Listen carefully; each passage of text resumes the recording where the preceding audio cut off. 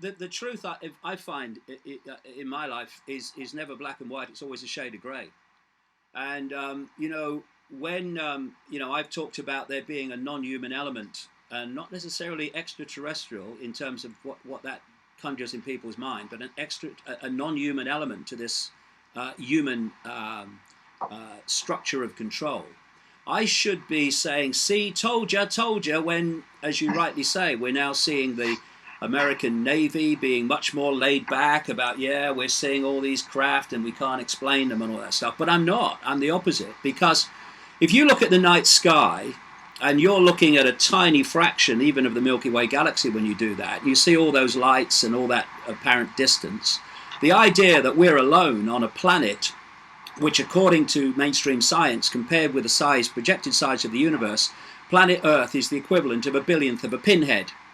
So the idea that we are alone and there's not other life out there, for me, crosses the line of insanity. But if we're going to understand what's going on and we're going to be streetwise, then we have to look at evidence, and we have to look at who benefits from us believing this or believing that.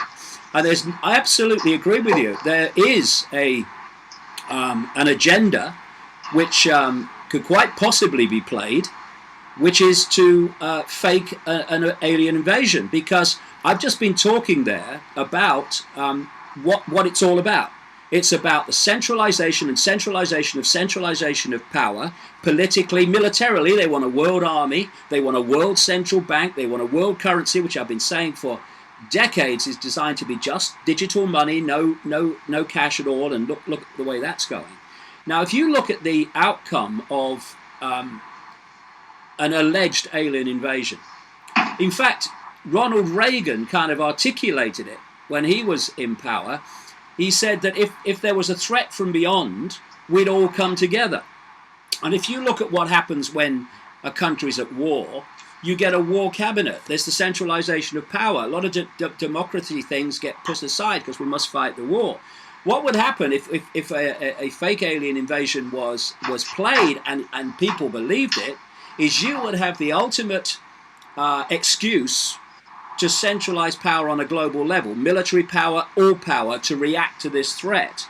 And I think that there's a very good chance that is waiting in the shadows to be played, yes. And that's why whatever subject you're dealing with, whether it's extraterrestrials or UFOs or whatever it is, you have to keep one step back and keep streetwise. Never mind, you know, this is telling me what I'd like to be true, or telling me what I've said is true.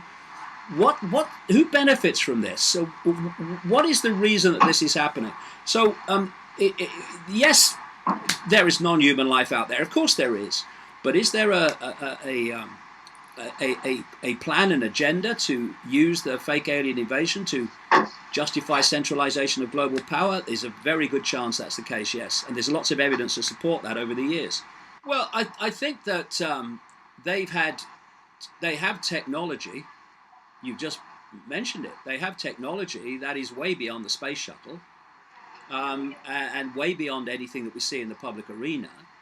And it's because they have that technology that they can, it's like I've been saying for years, you know, just because you see a flying saucer doesn't mean it's flown by an alien.